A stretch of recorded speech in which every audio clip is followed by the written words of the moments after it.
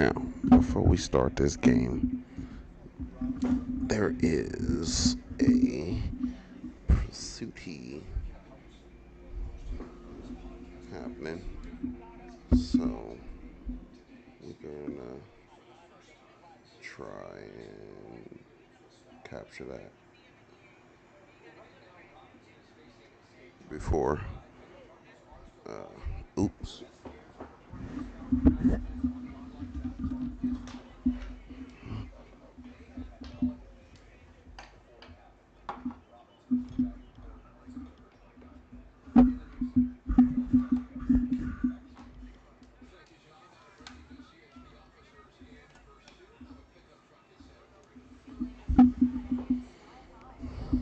All right.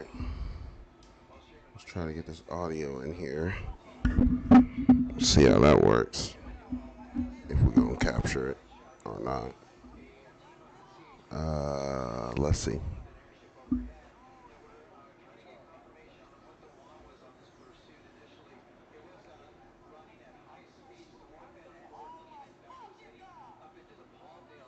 in this car as hard as he can, There we go. even with that wheel missing. But in the past, we've seen him go quite a distance with both front tires missing, and it's just willpower of that driver, and also the size of this vehicle has Now a we lot got of it power. on all It's a big dually in the back, channels. got a lot of torque Fully onto the locked ground in. and is able to push that car even though there's no rubber on the ground up front. But with one wheel missing, he still has a steerable wheel on the right side, so this could go I'm curious for how quite a long bit. this is Now, gonna go for, CHP because I could was very planning well on put out streaming more spike strip to try to take out right now. the rest of his tires. And up in this area, That's with how we the ended up traffic in this pulled off situation, like this, there are some because I was safe about to areas that stream, CHP so can use everything was set to be ready able to to get go, those spikes out, and and even dude do it on the decides to go freeway. running. The speed really doesn't matter on spike strips. They can get them at pretty much any speed. It's just keeping sure that the units chase them know when it's going to happen, so they can back off and not get hit by the spikes as well.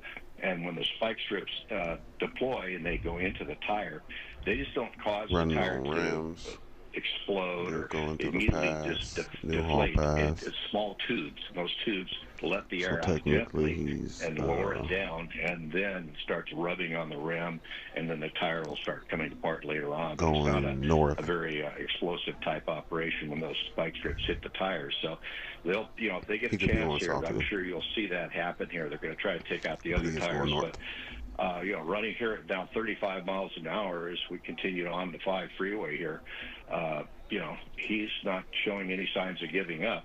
Curious how long this is going to go for. The spike strips, Yeah, or if he starts getting a little more down in speeds, to where the tires really rubbing hard, he's having a hard time controlling it, and he gets down to the proper speeds, then a pit maneuver might be called in. But right now, they're just going to stick with it. There's no reason to be too aggressive on this because the car is not going to get away, and there's nobody in danger around this driver right now. That I haven't streamed in a couple Tim, as we look at these speeds here, I'm thinking about the stability of the vehicle. That is a big truck with big tires, and to be on the rim on one of them. It is a big truck with big tires. I'm surprised at the stability is as it is at even these speeds. Right. Well, you got a very large tire up on that right front, so that's doing all the work right now. And like I said, the drive on this is a very high-powered vehicle and is able to push that rim along. And you can see he's picking up a pretty good speed now, joining with traffic coming out of the 5 with him. Now, the CHP is going to have to take that into consideration here to try to back that traffic I feel off like I and should, try to start slowing down traffic getting on the freeway, which other agencies will do as they hear it coming south. Will start blocking on ramps and things of that sort. But this driver doing a pretty good job of keeping it in a lane with that one tire missing. But once he gets lowered, you start seeing a whole bunch of sparks because I don't have time to edit. The maneuverability will start going away as well. And so hopefully at that point, the driver will, eventually just feel that he's not going to be able to get away and the car is not drivable and then pull over and stop. So hopefully that will happen on this. But questions, right now, comments, concerns. It's just a matter of time, and CHP is not in any hurry to do anything really aggressive to get up there and stop the car. Yeah, and now if we look at our Extreme Nav technology, you can see the location. We're 5 southbound in Sylmar. And Tim, we often talk about how aggressive CHP is. You know, people watching from home might ask the question of, who's driving that truck? Why not just do something more aggressive at this point and Bro, just that's put this to all-wheel an end drive already? That thing can go on a run. Your thoughts on that?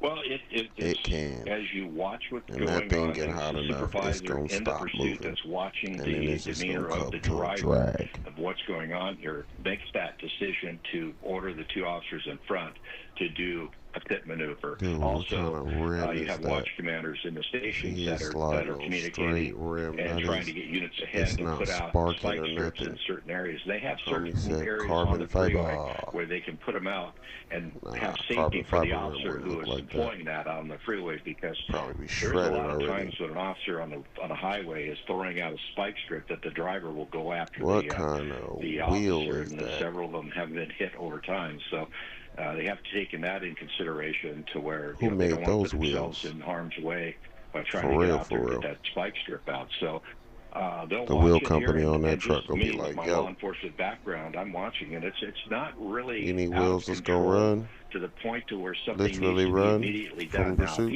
he's, ramming people on the road, We we've got wheels seen for that where you. they'll get upside somebody, Tires you got to get somewhere else. pushing them off the road or weaving around, and it's a point where they're going to hit somebody very hard the way they're driving. Then, yeah, you have to be a little more aggressive. But in a situation like this, sometimes it's always easier just to wait for that vehicle to fail, and they can follow this vehicle for a very long time because they can hand it off to the different offices as they go down the 5 freeways. I mentioned the Newhall office was chasing it. Now as they come up south on the 5 freeway here, they're going to get down into the Valley Division or Valley office, and the Valley officers will take over at that point.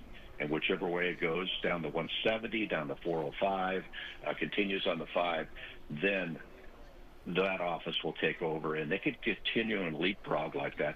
And if he stays at this, he's at 40 miles an hour now. You see the speeds are slowly coming down, and so the resistance on that left front is getting more, and he's having to accelerate more to keep it going. But I'm surprised we're not seeing more sparks at this point. But he's pushing along here now. He's making that transition to the 405, which will take him down through Van Nuys.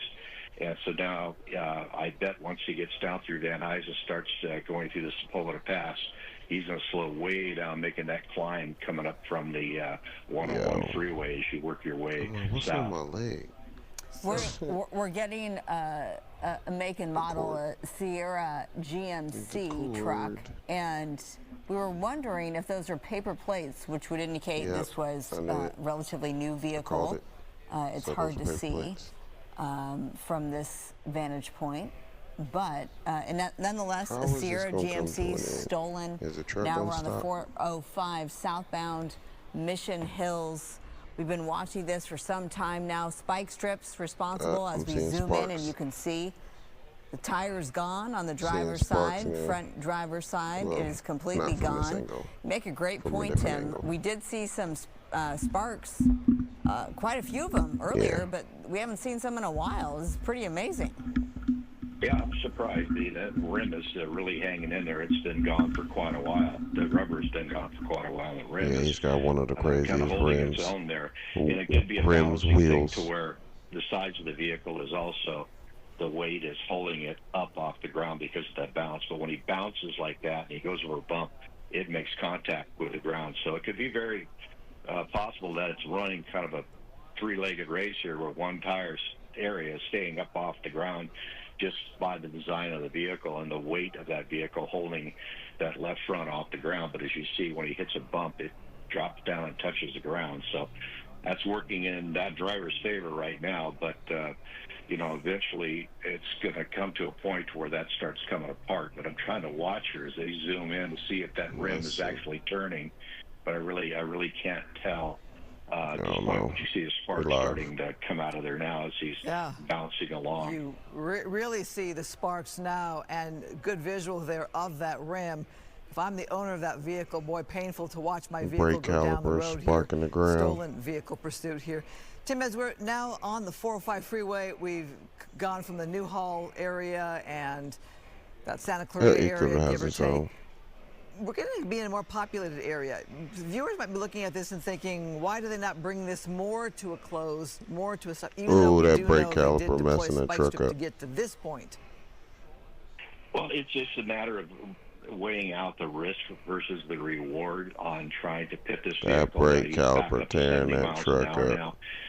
That's going to be the downfall of that truck. The freeway down that here is brake pretty caliper. wide, and along the southbound 405 freeway through Van Nuys area here as we come through Nordhoff, there's not a lot of places to hide just from my memory of that part of the freeway. But as we get running, just leaving Spark Trail. Pass, which is that large Spark hill Trail so long. Over into Santa Monica. That's if crazy. you continue south on that, that car may slow down trying to go up that hill, because the speed right now, he was at 100 plus earlier, and now we're down slower.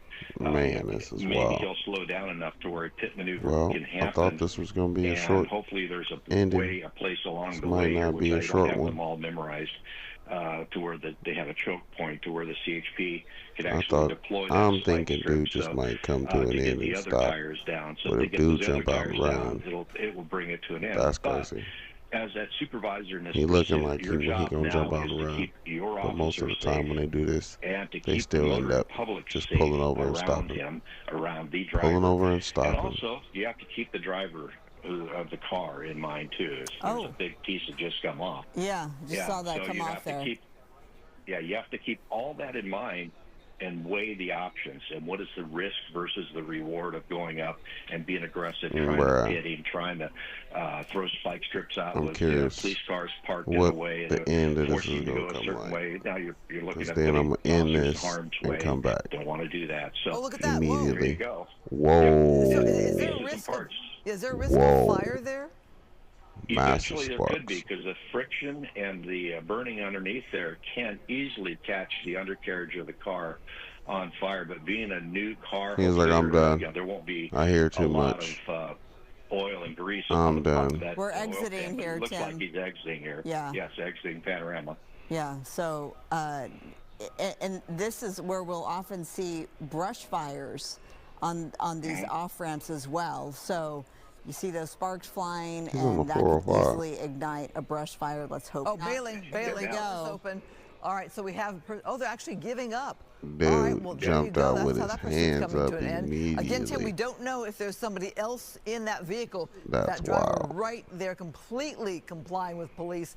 Hands up and out of that vehicle. So now, Tim, talk about the next he steps. didn't even give him a chance to tell him to jump, gotten off put his hands the up or what to 405 do. Roscoe Boulevard He in just Santa jumped Monica out, put and his North hands Hills up. and says, "I'm giving up." What's next? Okay, now the units behind will set up a position with their units and start calling that He driver. was like, "Better hurry up with this. I'm not going to sit here forever." Back away from the vehicle to getting back to the units to give the officers cover and concealment, and an arrest team will take custody of this person and make sure that he's not armed. Do the pat down, then put handcuffs on him. And you see there a K9 off to the left, watching for anybody else that pops out of that car. And then once they get him handcuffed and secured, they will. Anybody else in the car? Is there anybody else in there? Fairly and quick then they pursuit. make announcements as if somebody is in there. If they're not sure, trying to get the persons to come out.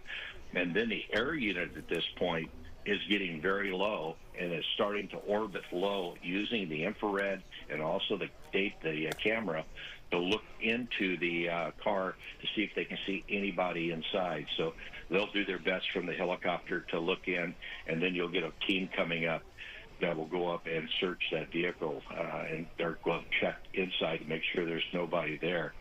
And once they get up and determine that there's nobody there, they'll give that sign of code 4 back to the officers behind them. But they need to check the bed of that car as well. So, or that truck. Hopefully they'll get there and check the bed.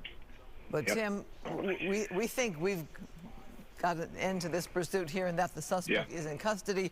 We're going to wrap things up, and thank you for your great coverage as always. This is how you want it to end. Suspect in custody. Absolutely. Nobody hurt. Off. Okay, on to this. Newton, a big win for animal lovers and animal advocates. City of West Hollywood becomes the first in the nation to ban the retail sale of live animals. Fox 11's Chelsea Edwards. She's live there in West Hollywood with what sparked this change. Chelsea? That's what I'm going to do. Council members first voted on this measure back in